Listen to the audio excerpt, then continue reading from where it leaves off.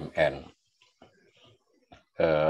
Kita sudah mempelajari bahwa BUMN ini merupakan salah satu pelaku ekonomi yang cukup besar dan sangat signifikan mempengaruhi dinamika perekonomian Indonesia. Juga mengalami perkembangan kebijakan, tata cara pengelolaan, bahkan status hukum dan bagaimana posisinya dalam keuangan negara juga mengalami beberapa kali perubahan. Perubahan dimaksud dipayungi oleh undang-undang, peraturan pemerintah, peraturan presiden, dan berbagai peraturan lainnya. Nah, saat ini BUMN sebagaimana sesi-sesi kita terdahulu itu kurang lebih pada akhir tahun 2020 ada 107 ya BUMN yang berada di bawah Kementerian BUMN dan ada ditambah dengan 4 di bawah Kementerian Keuangan. Kita sudah belajar tentang itu. Nah, yang 107 tersebut nampaknya di tahun 2021 sebagiannya mengalami merger, holding, dan beberapa tindakan korporasi lainnya sehingga kita belum dapatkan pengumuman persisnya jumlah BUMN itu sekarang menjadi berapa. Kemungkinan yang di bawah Kementerian BUMN di kisaran 90 sampai 95. Nah, nampaknya itu termasuk percepatan ya dalam tekad yang sudah sejak lama, sejak zaman awal reformasi ingin membuat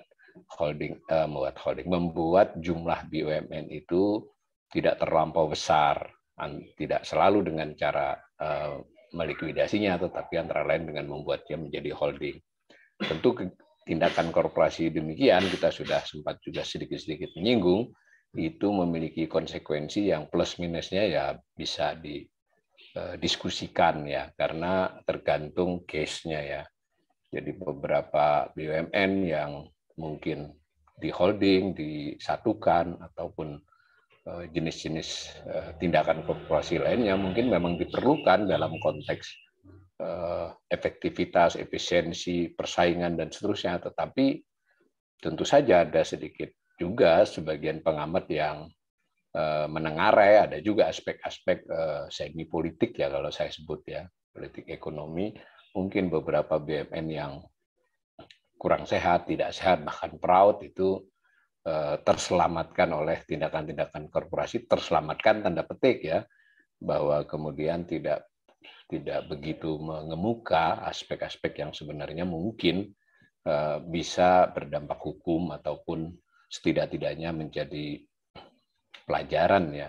Nah, ini kita sudah sepintas meskipun karena ini kuliah pengantar ekonomi, kita tidak membahas secara rinci tentang kasus-kasus BUMN dan terutama karena saya sendiri sebagai pemberi kuliah ya bukan spesialisasi ya, bukan keahlian saya dalam kasus-kasus BUMN. Nah, maksud kita memberikan pengantar hingga 8 sesi nanti ya, sudah 4 sesi, masih akan ada 4 sesi lagi, itu agar kawan-kawan yang mungkin nanti berminat, memiliki kesempatan dan memang juga kemampuan ya untuk mendalami kasus-kasus BUMN itu memiliki helikopter view ya, gambaran umum, karena kuliah pengantar kita lebih ingin melihat konteks BUMN dalam pengelolaan keuangan negara, kemudian dalam perekonomian secara keseluruhan, dan tentu dikaitkan dengan industri atau lapangan usaha di mana core bisnis dari beberapa BUMN atau masing-masing BUMN itu bergerak. Kira-kira kita begitu saja. Nah, untuk sesi kali ini kita ingin melihat gambaran umum kelompok BUMN, artinya kalau kelompok lebih dari satu BUMN ya, yang saat ini dikelompokkan menjadi BUMN infrastruktur oleh Kementerian BUMN. Jadi yang menyebut dia kelompok BUMN bergerak di jasa infrastruktur itu bukan saya ya, tetapi Kementerian BUMN. Nah, ini perlu di-highlight ya, bahwa pengelompokan, pengkategorian, pengklasteran dari kementerian ini tidak tetap. Jadi di era Erick Thohir ini berbeda pengklasterannya, pengelompokannya dibandingkan dengan era Bu Rini misalnya. Bu Rini sendiri dibandingkan sebelumnya mungkin ada beberapa perubahan kelas, tapi kayaknya sejauh saya lihat dulu sama. Nah, karena itu dulu kita pernah mengenal istilah BUMN karya misalnya. Sekarang kan tidak disebut itu lagi, disebut BUMN infrastruktur. Tapi beda definisi. Nah, kalau Anda masuk ke portal, ke website Kementerian BUMN, mereka mengelompokkan BUMN yang dikategorikan bergerak di jasa infrastruktur itu ada 10 BUMN. Saya perlu garis bawahi dulu ya, bahwa disebut bergerak dalam bidang jasa infrastruktur bukan berarti BUMN tersebut hanya bisnis itu. Tidak, itu lebih bisa dikatakan adalah bisnis intinya, core bisnisnya. Ini juga yang menjadi banyak perbincangan sejak lama, belasan tahun, bahkan sebelum reformasi ya, bahwa betapa beberapa BUMN itu meski disebut misalnya dia BUMN infrastruktur kah, dia BUMN energi kah, dia BUMN dulu bahkan BUMN keuangan ya seperti perbankan, itu juga masuk kepada bisnis-bisnis yang beririsan satu dengan yang lain, misalnya begitu. Nah, tentu masing-masing mengemukakan alasan. Kita sudah belajar kan banyak BUMN itu memiliki anak dan cucu. Sekalipun jumlahnya dulu di kisaran 120, turun jadi 107, sekarang mungkin di sekitar 95, tetapi anaknya ratusan, cucunya ratusan kan. Nah, padahal anak dan cucu itu tidak terkategori secara hukum sebagai BUMN. Nah, kita sudah sempat diskusi. Nah, kembali ke pokok soal, maka penyebutan BUMN infrastruktur atau bidang jasa infrastruktur kata Kementerian BUMN itu adalah lebih kepada melihatnya sebagai bisnis inti dari BUMN tersebut. Nah, antara lain PT Wijaya Karya. Nah, kita mungkin BUMN infrastruktur ini paling banyak ya beritanya untuk netizen ya, untuk masyarakat umum, sehingga kalau kita mencari di mesin pencarian internet itu pasti nama-nama ini mudah dilihat beritanya, dan sebagiannya juga sudah merupakan perusahaan terbuka. Kalau perusahaan terbuka mau tidak mau juga dia harus menampilkan laporan-laporan keuangan bahkan yang bersifat semesteran ya, yang sementara. Kalaupun tidak di webnya, kita bisa melihatnya di portalnya Bursa Efek Indonesia. Nah, jadi ada PT Wijaya Karya, WIKA ya, lalu ada PT Hutama Karya, suka disebut disingkat HK, lalu PT Adikarya, lalu PT Waskita Karya. Nah, saya kadang tertukar ya, Wijaya dengan Waskita ini. Kemudian PT Pembangunan Perumahan, lalu PT Berantas Abipraya. Mungkin Berantas tidak begitu ngetop di netizen, tapi sebetulnya lumayan juga, cukup besar ya, meskipun lebih kecil dari WIKA, kemudian Waskita Karya maupun Adikarya, tapi dia masih sebagai BUMN berdiri sendiri. Lalu PT Jasa Marga yang ngurusi operasional jalan tol, lalu Perumnas ya, perusahaan umum Perumnas, dia belum Persero, masih perusahaan umum, yang lain sudah Persero, sudah PT, bahkan ada yang TBK ya, terbuka. Terbuka berarti dia sudah go public. Kalau terbuka itu berarti saham pemerintah jelas tidak 100% ya. Biasanya di kisaran 30 sampai 40 itu dimiliki oleh publik. Lalu ada PT Semen Indonesia, lalu ada PT Semen Batu Raja. Nah, saya sudah katakan tadi, hampir seluruhnya kecuali mungkin PT Semen ya yang relatif fokus, itu bisnisnya bercakupan luas. Tetapi jasa infrastruktur merupakan bisnis inti. Nah, sekali lagi saya ingin ingatkan juga, kalau kita dilihat di mesin pencarian internet ada kata-kata BUMN Karya, tidak sepenuhnya sama dengan ini. Kalau dulu BUMN Karya tidak termasuk PT Semen dan PT Semen Indonesia, Batu Raja, Jasa Marga nggak masuk karya ya. Tapi ada karya-karya yang lain di luar yang ini, yang kecil-kecil. Nah, kita untuk sesi bicara tentang BUMN infrastruktur ini saya tidak membahas 10-10-nya, saya hanya ingin memberikan gambaran 3 atau 4 dari BUMN tersebut, itu pun dengan maksud semacam pengantar, supaya nanti kalau misalnya mendalami apa yang mungkin bisa kita lakukan lebih jauh untuk mengkaji BUMN tersebut. Saya berharap semua yang mengikuti dengan aktif sesi-sesi kuliah pengantar ekonomi kita itu ya tidak ikutan lah ya meramaikan dunia medsos dengan membagi berita-berita begitu saja tanpa cross check, kemudian tidak memahami konteks berita tersebut dalam misalnya dalam kondisi perusahaan BUMN selama 5 tahun yang diributkan itu. Begitu juga sebaliknya, bahwa kita nanti juga paham kalau dilihat dari data-data umum belum tentu dia mencerminkan adanya kerentanan, kerawanan, enggak juga. Apalagi data-data yang publish yang sudah audit itu rata-rata tahun 2020, 2021 masih ada yang sudah mempublikasi unaudited, ada yang tengah tahunannya, sehingga tetap saja berita ya diperlukan. Cuma dengan berita, dengan komentar para pakar, kalau kita memiliki gambaran yang lebih umum dulu tentang masing-masing yang diberitakan itu, mungkin kita bisa berdiskusi lebih sehat. Kalaupun Anda pada posisi suka mengkritik pemerintah, mengkritik dengan data, mengkritik dengan penalaran yang baik. Nah, kalaupun put, ya karena kita bukan pakar, kita lebih memihak kepada satu analisis, juga bisa memilih analisis yang bisa dipertanggungjawabkan. Sebaliknya juga yang mau lebih suka membela, ya itu hak setiap orang ya, itu juga nggak asal-asal yang mengkritik itu oposan, itu pasti salah. Ya ini Bapak Profesor, Bapak Dokter itu memang kalau ngomong nggak ada yang enak tentang pemerintah, ya nggak apa-apa kan, biar bagiannya beliau itu. Anda sebagai pendukung juga saya kira harus punya kalau masuk dalam apa ya istilahnya komunitas kita pembelajar ini, ya kita pengen terbuka pikirannya, dan yang penting tidak selalu urusannya dengan masa lalu dan masa kini, tetapi dengan masa depan kita sebagai bangsa. Dan BUMN ini sangat penting sekali ya. Gitu ya. Nah, mari kita lihat gambaran umum dari 10 BUMN yang bergerak di jasa infrastruktur ini. Tadi ada Utama Karya, Wijaya Karya, Waskita Karya, Adikarya. Kalau disebut TBK itu artinya terbuka ya. Dia berarti sudah dimiliki sahamnya oleh publik melalui bursa efek, sehingga ada plus minusnya ya. Plusnya udah pasti ya, bahwa dia harus memberikan laporan yang lebih terbuka dan agak sulit lah untuk memperlambat laporan keuangannya.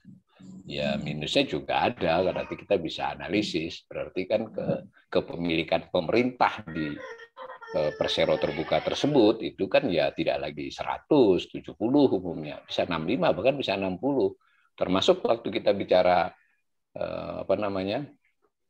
BUMN keuangan kemana, kita bisa menyebut Bank Mandiri sebagai bank pemerintah, bank plat merah, BNI ataupun BRI. Untuk Mandiri misalnya itu hanya di kisaran 60% kepemilikan pemerintah, bisa karena dia sudah terbuka ya.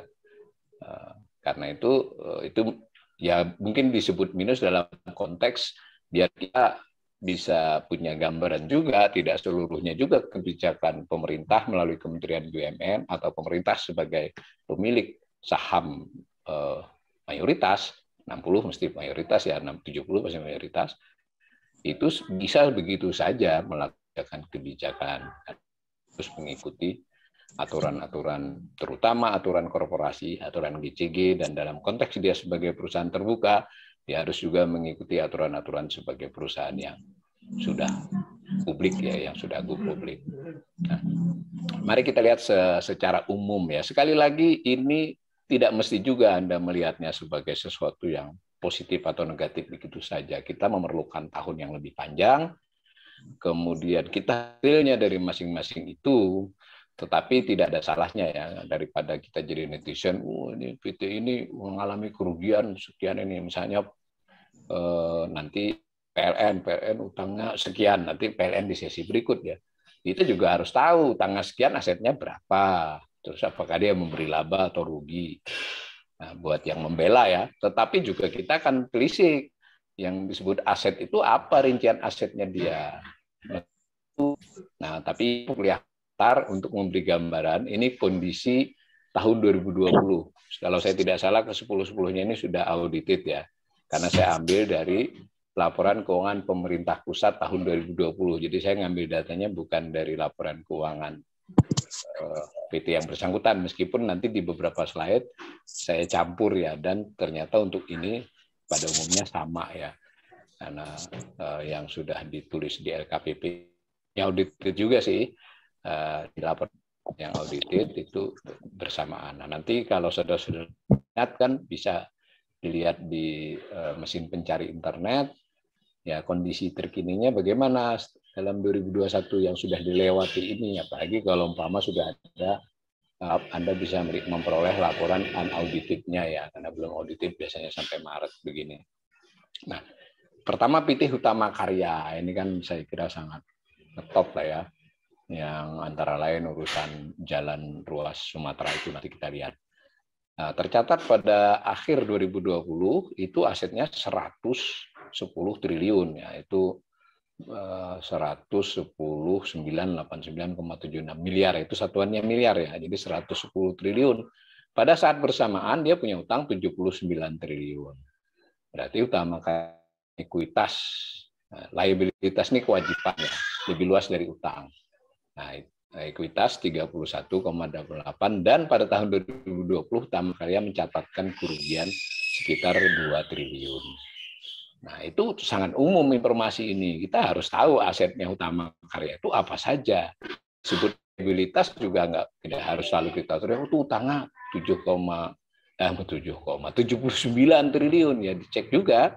Karena di antara liabilitas itu mungkin ada liabilitas yang bersifat utang yang berbeban bunga, misalnya berapa persennya, umpama dari 79 di kisaran 55 atau 60 yang berbunga, yang lain bentuk liabilitas kewajiban yang tidak berbunga. Itu kan untuk mereka yang ingin studi lebih jauh. Nah, yang jelas tercatat rugi ya di tahun 2020. Kelihatannya 2021 ada kemungkinan mencatatkan rugi lagi. Sebelumnya apa? Nanti kita lihat. Lalu ada PT Wijaya Karya. Hutama Karya itu nanti bergerak di bidang apa, kita kaji sedikit. Lalu Wijaya Karya ini juga besar, 68 triliun asetnya. Liabilitasnya, kewajibannya 51,5 triliun. Ekuitas modalnya 16,67 triliun. Mencatatkan laba 322 miliar di tahun 2020 ya. Lalu waskita ini lebih besar dari Wijaya, sedikit lebih kecil dari Hutama dari sisi aset. 105 triliun, tetapi utangnya lebih banyak dari Hutama Karya. 89 triliun. Modalnya pun lebih sedikit, 16 triliun. Dan mencatatkan rugi di 2020 hingga 9,5 triliun. Nah, mulai toh, ini kita dapat sinyal nih. Ini menarik nih kalau dikaji ini waskita Karya ini. Rasio utang dengan asetnya sudah tinggi, kemudian rugi. Nah, bagaimana dengan tahun 2021? Lalu kita mungkin menelisik lebih jauh bagaimana tahun-tahun sebelumnya, terus apa yang dilakukan oleh pemerintah sebagai pemegang saham mayoritas, dan seterusnya. Lalu juga bisa kita buat, karena dia TBK, kan sahamnya diperjualbelikan. Kita juga bisa membuat analisis terhadap analisis tambahannya dalam konteks saya, karena saya bukan analis saham ya, dan lebih bersifat memberi pengantar ekonomi, tetapi bisa perkembangan harga saham itu juga, karena bagaimanapun itu mencerminkan penilaian pasar dan yang sebagiannya atas dasar kinerja dan juga rumor. Rumor kan kalau pemain pasar modal kan punya rumor yang ada dasarnya. Ya entah dasarnya itu mau menggoreng atau dasarnya info apa, tidak tahu, beda dengan ekonom kan, jarang paham itu. Nah, waskita ini mungkin salah satu yang saya kira menarik kita analisis, dan apakah posisinya itu cukup rawan ya di 2021 dan 2022. Nah, lalu Adikarya ini lebih kecil dari tiga-tiganya itu, asetnya 38, kewajiban 32, modalnya 5,5 triliun, labanya hanya 23,7 miliar ya. Nah, kemudian ada PT Pembangunan Perumahan, itu juga gede, itu 53 triliun dan seterusnya. Nah, tadi saya sebut PT Berantas Abipraya ya kecil untuk ukuran infrastruktur, tetapi ya karena sudah menyangkut angka triliun, tidak ada ya perusahaan triliun itu kecil sebenarnya. 6,65 triliun, nah, tapi utangnya juga 5 triliun dan seterusnya. Nah, Jasa Marga ini besar ya. Nah, ini juga adalah PT yang sudah TBK ya, sudah go public. Nah, kita mungkin perlu belajar lebih serius ya kalau pengen mendalami, karena ini jenis asetnya juga beda ya. Dia punya ruas jalan tol mengelola, tapi kita juga akan tahu asetnya itu dalam konteks seperti apa. Juga utangnya juga banyak, 79, utang jasa marga juga bisa di-split lagi, utang jangka pendek, jangka panjang, utang berbiaya bunga, kewajiban ya, ada yang kewajiban mungkin tidak berbiaya. Karena kita sudah belajar juga di sesi-sesi sebelumnya, di era pemerintahan Presiden Jokowi, dan terutama di 3-4 tahun terakhir, ada beberapa dinamika kebijakan yang dahulu tidak begitu dikenal ya. Jadi misalnya BUMN itu tidak selalu memperoleh, kita kan sudah belajar kemarin, tidak selalu memperoleh modal atau pembiayaan dari pemerintah saja, tapi bisa dari tentu sebagai korporasi dia bisa dari manapun, tetapi yang kita highlight kemarin, pemerintah juga buat BUMN atau badan usaha atau BLU yang bisa mengutangi mereka. Ini kan tidak gampang kan ya untuk dianalisis. Semacam itu. Nah, jasa marga tercatat 104 triliun, utangnya 79 dan rugi. Jadi jalan tol 2020 rugi ya, pengelola ya maksudnya 41 miliar. Masuk akal sih ya 2020 itu orang bepergian berkurang. Nah, Perumnas ini juga menarik meskipun tidak terlalu besar, tetapi dia bisa dianalisis. Lalu semen Batu Raja dan semen yang lebih gede PT Semen Indonesia, kedua-duanya mencatatkan laba. Kalau di total 10 BUMN yang di jasa infrastruktur ini 578 triliun ya asetnya. Kewajibannya 427 triliun. Kalau di total kondisi rugi laba tahun 2020 itu rugi 8,72 triliun. Jadi kita bisa sedikit dapat imajinasi ya bahwa ya betapa besar porsi BUMN ini kalau di bidang infrastruktur ya. Dengan menguasai aset 578, kita bisa bayangkan mereka lah pemain utama ya. Swasta mungkin tidak sebesar mereka jadinya. Dan secara umum masih mencatatkan kerugian. Entah ini apakah ini akibat pandemi saja. Nah, tentu kita harus lihat tahun-tahun sebelumnya jika mau menganalisis. Nah, kita coba lihat gambaran lain dari 10 BUMN ini. Nah, pada era pemerintahan Presiden Jokowi, dari yang pertama sampai berlangsung 2022 ini, 2022 masih rencana ya APBN, itu kita sudah mengenal kemarin bahwa BUMN itu memperoleh modal terutama dari penyertaan modal negara ya yang dicatat di dalam APBN. Pada era-era sebelumnya ya sama, karena yang namanya PMN itu sebenarnya tidak harus fresh money, kita kan sudah jelaskan kemarin. Bisa dia berupa lahan, bisa berupa pengalihan aset lain yang dinilai dengan moneter ya, lalu tidak kelihatan fresh money-nya di APBN, tapi harus dicatat. Nah, tapi kebanyakan di era Presiden Jokowi ini kebanyakan fresh money ya, uang ya dialokasikan dan sesuai dengan prioritas itu proyek strategis nasional ya. Itu yang sebagian cukup besarnya, bahkan sebagian besar itu adalah infrastruktur. Maka ada penugasan. Nah, istilah penugasan ini sudah dikenal lama, tidak hanya pada Presiden Jokowi saja, sejak zaman Soeharto juga ada penugasan kepada BUMN, karena BUMN kan memang tujuannya tidak semata-mata laba ya. Nah, tetapi khusus untuk infrastruktur ini memang kita perlu garis bawahi ya, dan perlu kita analisis, karena ini yang berulang kali dikemukakan sebagai kebanggaan ya, andalan pemerintahan Pak Jokowi ini yang dianggap berhasil menurut versi pemerintah.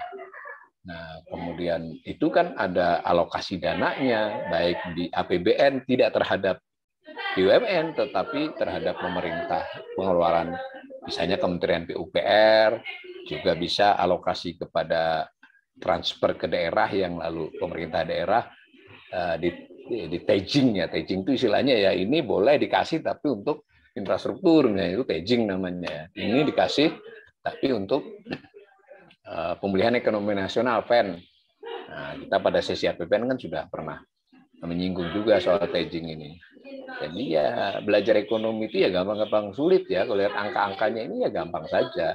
sulitnya ya di balik angka-angka ini ada cerita gitu, dan sebagian cerita mungkin ada yang agak sedikit samar ya, termasuk bahkan oleh pembelajar rutin seperti saya pun saya tidak tahu semua ya. Karena itu kita perlu di acara-acara seperti ini biar makin banyak orang dewasa Indonesia yang tahu, ya saya kira makin baiklah insya Allah pengelolaan ke depan.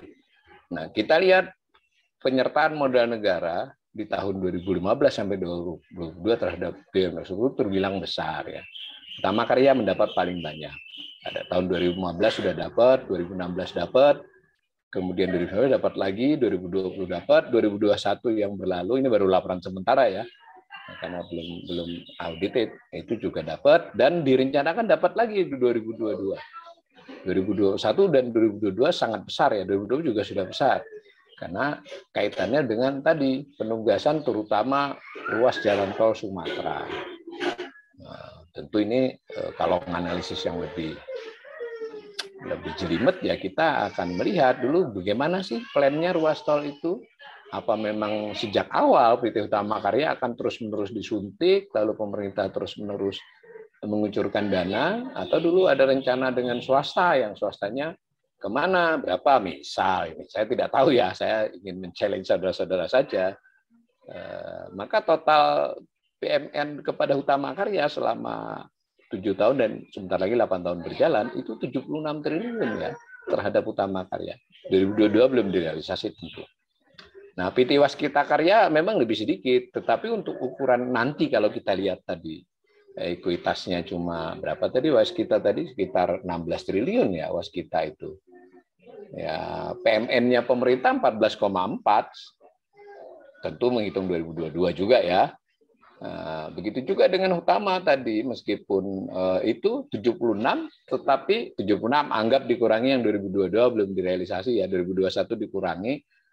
Ya berarti kan di kisaran berapa itu? 30 berapa? Kita bisa bandingkan ekuitasnya segitu, padahal yang dari pemerintah segitu. Tentu ekuitas itu idealnya, bukan ideal, mestinya lebih besar, karena kan si BUMN tersebut bergulir, dan sebagai praktek-praktek ini kan dia mengalami peningkatan ekuitas di luar penyertaan modal. Itu contoh saja yang analisis. Nah, sehingga 14,4 itu bukanlah jumlah yang kecil untuk Waskita Karya, untuk BUMN. Nah, PT Jasa Marga itu hanya sekali, 1,3 triliun, Wijaya Karya sekali, 4 triliun, Adikarya sudah sekali dan akan dapat di 2022, PT Pembangunan Perumahan sekali, nah Perumnas itu 3 kali, mesin kecil-kecil. Nah, ini contoh saja penyertaan modal negara. Jangan lupa ya, tentu dia sebelum 2015 sudah ada. Nah, kita bisa lihat mundur nanti. Nah, kita cek beberapa lah untuk kita dapat lagi gambaran bagaimana sih BUMN infrastruktur ini. Yang pertama Utama Karya ini, karena Utama Karya ini paling gede ya. Ini kan dulu nasionalisasi dari perusahaan swasta ya, Utama Karya ini tahun 60. Apa namanya? Hollands Beton Maatschappij, saya nggak bisa bahasa Belanda ya. Itu menjadi PN Utama Karya. Ya bergulirlah dari tahun 60, 70, 90. Itu intinya Utama Karya memang yang perintis ya di jalan tol ya. Yang bergerak di, kalau kita dulu tahun-tahun zaman Soeharto itu mengenal teknologi sosrobahu ya, yang banyak memakai awal-awal itu adalah si Utama Karya ya, sehingga kita banyak tahu tol di Jakarta. Nah, kemudian tahun 90 sampai 2010 dia juga punya proyek-proyek yang besar. Di slide berikut Mbak Rama, Utama Karya. Nah, kemudian si Utama Karya ini dalam perjalanannya juga membuat beberapa anak perusahaan, itu gambarnya itu ya. Nah, tadi dengan prestasi yang dari tahun 60, terutama di era Pak Soeharto ya, dan setelah reformasi dia masih berjalan dengan kinerja yang ya tidak buruk juga Utama Karya ini, kemudian ditugasi untuk mengemban banyak tugas infrastruktur, terutama yang Trans Sumatera itu yang kelihatannya langsung mengubah profil korporasi. Nah, ini kan cerita ini maksudnya Ya, sebelumnya Hutama Karya ini sudah besar, cukup besar. Tetapi ketika ditugasi, disuntik dana, dikasih tugas yang besar, ya itu merubah profilnya. Dia jadi sangat besar, tetapi juga setiap korporasi itu ya kecil, tengah, besar, besar banget itu punya tantangan, bisa punya penyakit sendiri-sendiri. Saya tidak ingin masuk terlalu jauh, tapi dengan cara saya menguraikan ini, saya terus terang mengajak saudara-saudara, ini Hutama Karya ini salah satu menurut saya yang sangat-sangat perlu kita ketahui, pelajari kalau buat pembelajar, dan ini bisa saja menjadi salah satu pemicu masalah-masalah yang besar dalam konteks pengelolaan BUMN maupun pengelolaan keuangan negara. Yang gitu ya, itu Hutama Karya. Nah, kalau kita lihat di slide berikut itu laporannya di tahun 2020, tadi kita sebut di atas tadi sudah ada. Kebetulan saya ini ada bahan kuliah lama, tapi ternyata tidak ada file Excel-nya, adanya grafik, sehingga itu di grafik yang kiri itu hanya sampai 2019, 2020-nya saya sambung di atas saja, sehingga saudara-saudara bisa nanti bisa menyambung sendiri. Tadi sama dengan data di atas, pada tahun 2020 asetnya 110,99 triliun, kewajibannya 79,19, ekuitasnya 31 triliun. 2020 ya. Nah, 2021 tadi kan dapat suntikan 25-an, 2022 akan dapat 23, jadi kan suntikannya mendekati ekuitas. Nah, kalau 2 tahun berturut lebih besar dari ekuitas. Ini tentu dengan maksud antara lain, kalau kita melihat sisi positifnya, dengan dia memiliki ekuitas yang besar modal ya, itu dia bisa meleverage, dia bisa ngutang kemanapun, luar negeri juga bahkan. Pokoknya dia profilnya gede. Nah, jadi penyertaan modal itu tidak hanya sekedar memberi modal, tapi memberi leverage, memberi daya tawar pada korporasi tersebut untuk bisa mencari utang atau pembiayaan ataupun kerjasama lain yang besar. Tapi kalau dilihat yang biru itu memang dia naik terus kan. Lihat perubahan 2014 ke 2015 itu dengan penyertaan modal langsung melesat, dan terus melesat dengan penyertaan modal maupun kinerja Hutama Karyanya. Nah, secara laba dia memberi laba sebetulnya ratusan miliar, bahkan di 2018-19 sudah memberi laba 2,2 triliun. Tapi kita harus punya gambaran ya. Kita menyebut Trans Sumatera itu kan tidak satu-satunya bisnis yang utama. Ini kan adalah laporan keuangan keseluruhannya. Dia laba masih. Tetapi tadi 2020 sudah rugi. Nah, jadi dari 2 triliun laba 2019 di 2020 menjadi rugi. Itu Hutama Karya. Nah, kalau mau gambaran, saya tadi lupa menaruh sumber data ini ya. Itu tuh dari LKPP saya olah. Nah, kemudian di slide berikut itu dari laporan tahunan si Hutama Karya itu sendiri. Saya potong salin ya. Ini jadi dari laporan tahunan 2020 audited sudah. Ini sama angkanya kalau tentang rugi laba tahun berjalan, yang paling bawah itu sama dengan atas. Tapi saya taruh ini adalah dengan maksud jika saudara-saudara sempat mempelajari bagaimana bisnisnya Hutama Karya. Nah, paling kiri aja dulu ya. Ini dia cara melaporkan, ini lazim ya dalam laporan tahunan itu tahun yang terkini di depan. Jadi kalau kita sebagai ekonom kan mengolahnya dari tahun sebelumnya ke tahun selanjutnya. Kalau ini terbalik. Nah, itu pendapatan kita lihat 21 triliun ya. Tapi beban pokok pendapatan juga 19,7, jadi mepet. Lalu ada laba bruto ditambah yang lain-lain yang rugi di tahun 2020. Nah, kalau kita lihat dibandingkan dengan 2019 yang paling atas saja, memang Hutama Karya 2020 penjualannya, pendapatannya turunnya dibandingkan 2019, 2018 tentu masih lebih tinggi dari 2016. Sementara bebannya itu meningkat. Ya, masuk akal ya. Masuk akal secara angka-angka umum. Saya tidak ingin mengatakan lalu masuk akal berarti Hutama Karya bagus ya. Justru saya menyajikan ini dengan maksud ini menarik nih dipelajari ini, dan kita bisa bicara 2022, 2023 dan seterusnya. Prospek pendapatannya bagaimana nantinya, bagaimana bebannya dan seterusnya. Itu Hutama Karya. Ini cara menganalisis BUMN, satu BUMN. Jadi kita dapat gambaran umum selama 5-10 tahun lebih bagus ya. Lalu kita masuk ke laporan keuangan terkininya, Kita baca garis besarnya, kita lalu lihat sejarah perusahaan tersebut, lalu ada milestone apa, misalnya milestone tadi penugasan Trans Sumatera itu milestone dalam konteks Hutama Karya. Nah, lalu kita lihat perkembangan dari rincian pendapatan dan biaya itu bagaimana.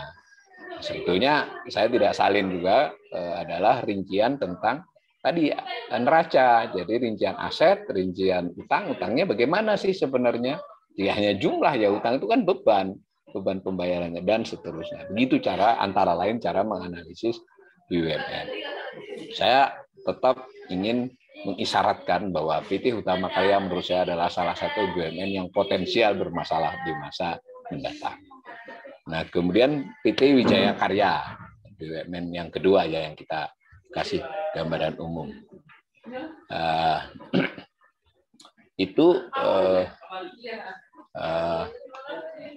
Ini gambaran sejarahnya sama dengan Hutama Karya tadi dari tahun 60 juga kalau tidak salah, juga dari nasionalisasi dan seterusnya. Jadi ini sejarah perusahaan panjang. Ya, Hutama panjang, Wijaya panjang.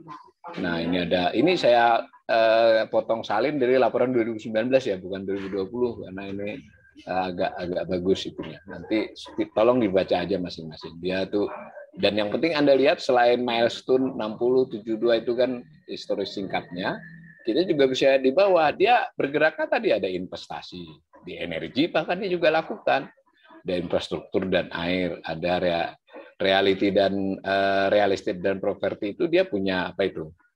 Punya perumahan, punya macam-macam kantor dan perkantoran. Jadi nggak hanya bikin jalan ya. Itu Anda bisa baca. Sebenarnya banyak dia, dan dia ikut juga di kereta cepat itu kan, salah satu anggota konsorsium. Nah, ini untuk dipelajari sendiri saja. Nah, lalu Wijaya Karya dalam laporan keuangan tahun 2020 itu menyajikan di slide berikut seperti tadi Hutama Karya, tapi kali ini saya sajikan dua-duanya, neraca dengan ringkasan rugi laba. Ringkasannya ya, yang kiri itu ringkasannya neraca, yang saya ketik di atas itu bacaan dari yang 2020. Ya, itu Anda bisa lihat sampai 2016. Jadi 2020 asetnya adalah 68 paling bawah ya, bukan paling bawah banget. Paling bawah dari angka itu, memotongnya kedikitan itu motongnya. 68 itu naik dari 62, naik dari 59, naik dari 45, naik dari 31, dan kalau Anda lihat 2015 juga di bawah 20 ya. Jadi memang pada saat pemerintahan Pak Jokowi, Wijaya Karya termasuk yang mengalami perkembangan antara lain karena PMN tadi ya. Dan juga selain PMN, dengan PMN dia ada leverage-nya, lalu Wijaya Karya bisa, mohon maaf ini bisa, termasuk utama, bisa mengutang ke Bank Mandiri, bahkan bisa ke Bank BRI, dan seterusnya. Nah, lalu dari sisi laba, dia masih mencatatkan laba ya 322 miliar. Tetapi kalau kita lihat 2019, yang kanan paling bawah. Nah, saya sajikan itu untuk kita bisa tadi melihat penerimaannya berapa, lalu biayanya berapa, dan seterusnya. Tapi kalau langsung ke bawah, itu kira-kira net income lah, laba ya, 322. Tahun 2019, Wijaya Karya masih mencatatkan laba 2,6 triliun. Tahun 2018 masih mencatatkan 2 triliun, dan seterusnya. Nah, jadi merosot jauh, sementara dari sisi aset tetap meningkat ya, tetapi diimbangi dengan peningkatan kewajiban yang juga signifikan. Jadi aset meningkat 5 triliun kalau Anda baca itu dari 2020, tetapi kewajiban meningkat 14 triliun. Ya.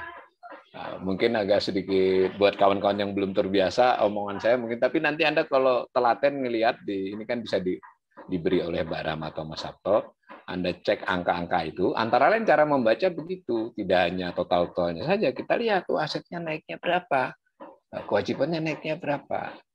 Nah, memang masih laba, tetapi tampak misalnya kenaikan aset itu hanya 5 triliun, sementara kenaikan kewajiban itu 14 triliun, misal. Itu juga kita bisa melihat bahwa biaya itu sebetulnya turun, tetapi karena pendapatannya turun lebih drastis, maka labanya turun. Nah, tetapi ini kan adalah laporan keuangan keseluruhan. Kita mungkin bisa masuk dari laporan keuangan. Memang laporan-laporan keuangan BUMN begini tebal-tebal ya, 1 tahun itu ada yang 1.300 halaman, 850 halaman. Mungkin buat kawan-kawan yang sudah terbiasa ya tahu halaman-halaman apa yang dicek. Tapi buat kita pembelajar awal, ya tidak apa-apa, kita baca daftar isi, kita lihat-lihat sebentar, nanti kan pelan-pelan kita terbiasa, dan karena pada jenis-jenis perusahaan yang bergerak di bidangnya sama seperti infrastruktur, format-format laporannya standar. Kalau sama-sama terbuka lebih standar lagi, jadi kita tidak kesulitan sebenarnya untuk belajar.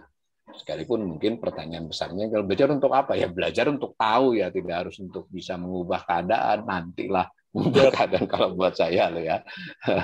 Nah ini kira-kira Wijaya Karya. Saya kasih juga sama, tapi tidak separah utama ya. Ini Wika juga mungkin harus dipikirkan. Ini 2022 gimana? 2021 kan belum diumumkan nih. Tapi sudah ada berita-beritanya. Apakah memburuk? Baik neraca maupun laporan rugi labanya. Neraca bagaimana rinciannya pada utang, bagaimana rinciannya pada aset. Ya aset gede, tetapi misalnya aset itu kan nilai buku. Jangan-jangan asetnya itu, jangan-jangan nanti malah panjang cerita. Nah kalau digambar, nah itu saya gambar di slide berikut. Kebetulan ini juga dari kuliah lama sehingga saya tidak punya Excel-nya ya, tapi kalau diceklek sebetulnya bisa ada angkanya. Nah, dan 2020 yang di grafik ini tidak sama dengan yang di atas. Ini masih data sampai tengah tahun sebenarnya. Sehingga ini nyambung yang 2020 dengan data yang saya ketik di atas itu.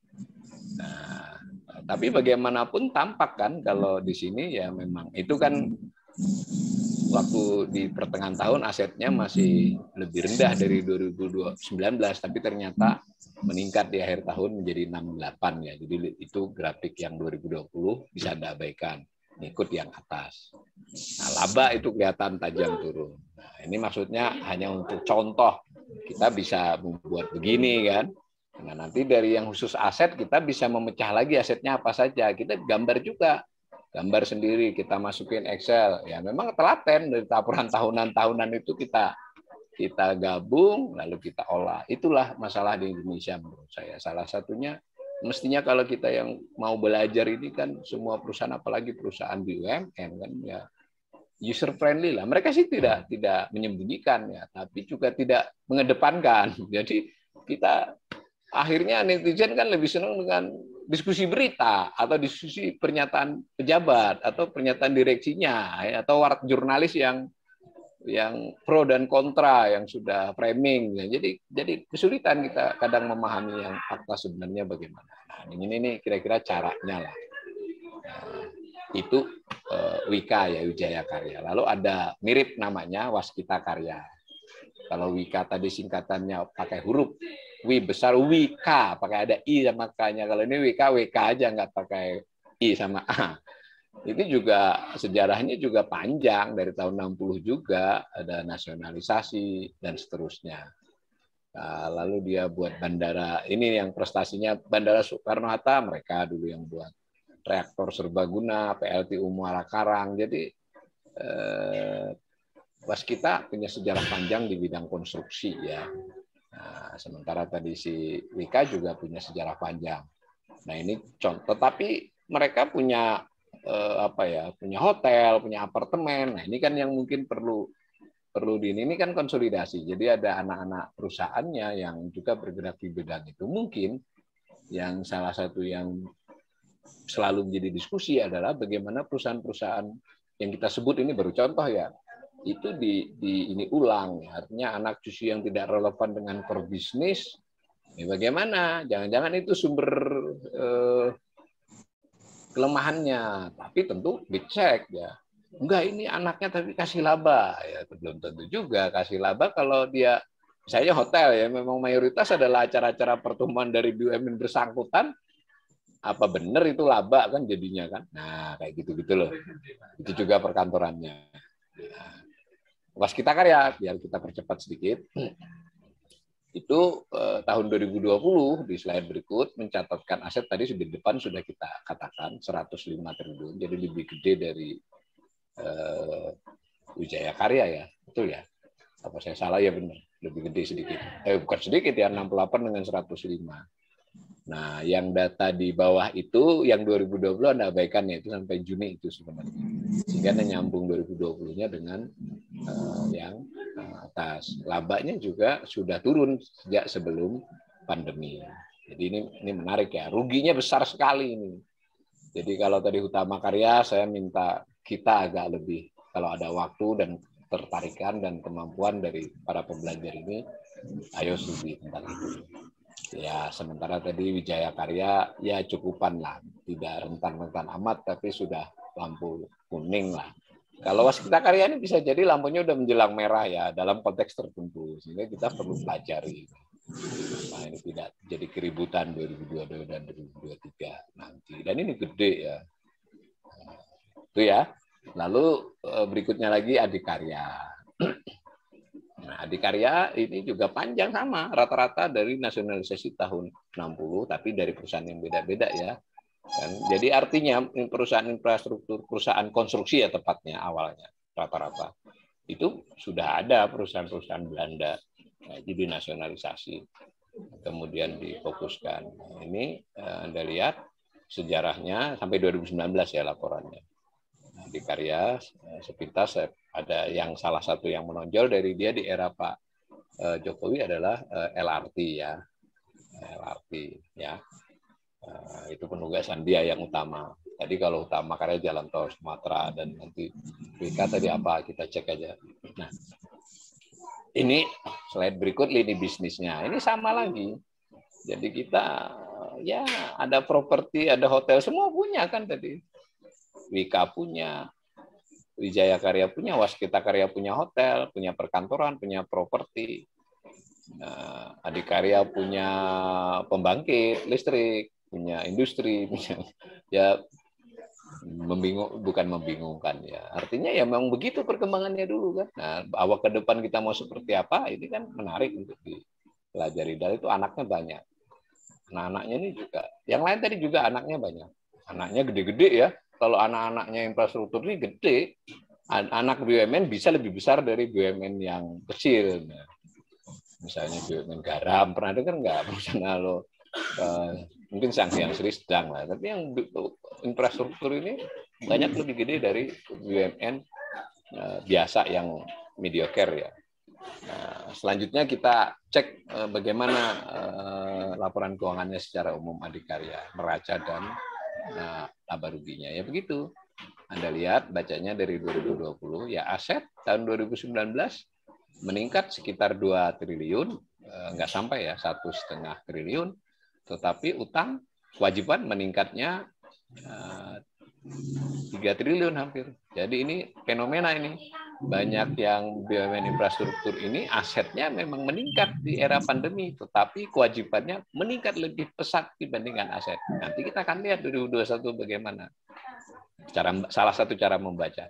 Semua BUMN infrastruktur mengalami penurunan pendapatan pada tahun pandemi. Nah, beda lagi dengan penurunan biayanya. Turun juga sih, tetapi ada yang turun biayanya tidak bisa secepat penurunan pendapatan, sehingga mencatatkan laba yang turun bahkan merugi, kurang lebih begitu. Nah, kalau ini kita gambar, nanti ini kan saya ambil dari laporan tahunan 2020, sebagaimana yang di atas tadi. Kita bisa mendownload beberapa laporan tahunan, atau umpama berjarak 2 tahun atau 3 tahun, sehingga kita bisa menyambung 10 tahun. Nah, 10 tahun atau 12 tahun, kalau supaya bisa melewati era Presiden Jokowi juga, itu akan menarik ya untuk kita melihat tren di masing-masing BUMN tersebut, bagaimana tren asetnya, rincian asetnya, bagaimana tren pendapatannya. Tentu itu hanya angka, kita harus baca laporannya.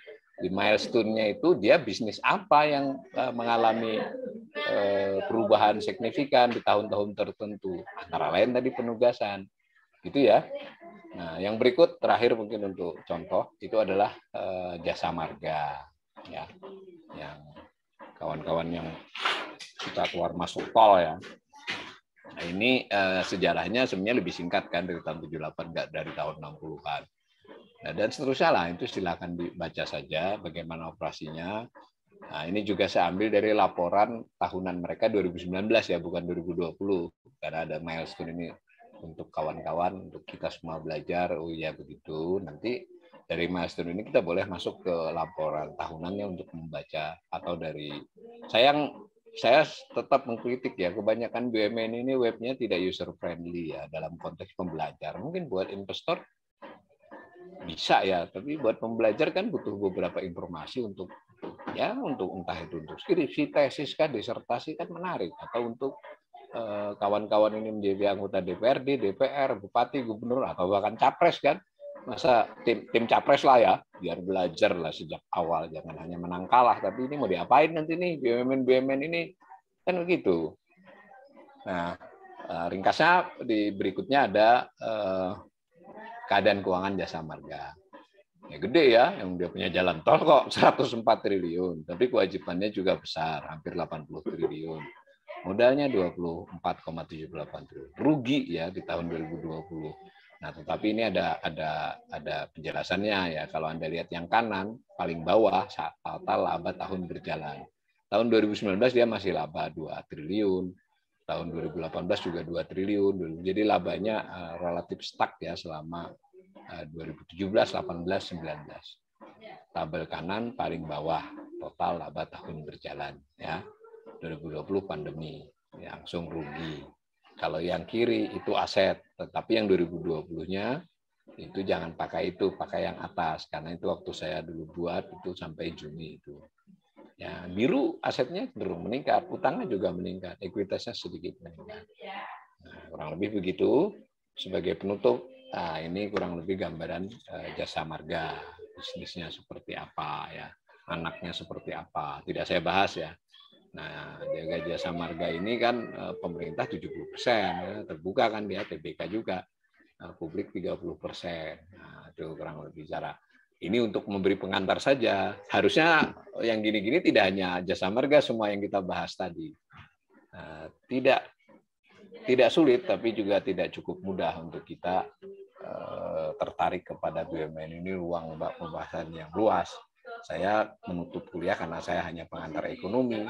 Saya ingin mengatakan bahwa dinamika ekonomi Indonesia saat ini, dan tentu yang sudah terjadi, itu sangat dipengaruhi oleh kinerja-kinerja BUMN. Dan kinerja BUMN sangat dipengaruhi oleh kebijakan pemerintah bagaimana mengelola BUMN. Jadi nggak hanya BUMN-nya saja. Nah, misalkan penugasan itu membuat profil dan macam-macam BUMN itu mengalami dan perubahan. Nah, termasuk BUMN keuangan akibat ini karena harus membantu membiayai misalnya. Apakah itu negatif? Belum tentu juga. Bisa saja positif kalau berhasil ya, tapi bisa juga negatif dan ditambah dengan masalah pandemi ini. Nah, saya kok agak sedikit khawatir terus terang saja. BUMN infrastrukturnya adalah kelompok BUMN yang nampaknya akan masih sudah dan masih akan mengalami beberapa kesulitan di tahun-tahun mendatang ini. Mudah-mudahan bisa dilewati dan tidak ada para pihak yang moral hazard, ya tidak terjadi fraud. Nah, karena fraud yang seperti kita bicarakan di industri keuangan, Jiwasraya, kemudian apa itu Asabri itu kan luar biasa ya. Kalau di sini nanti terjadi hal yang serupa yang kita tidak tahu karena kan kita kadang tidak punya informasi ya, itu agak rawan. Mudah-mudahan penyampaian ini ada manfaatnya. Assalamualaikum warahmatullahi wabarakatuh.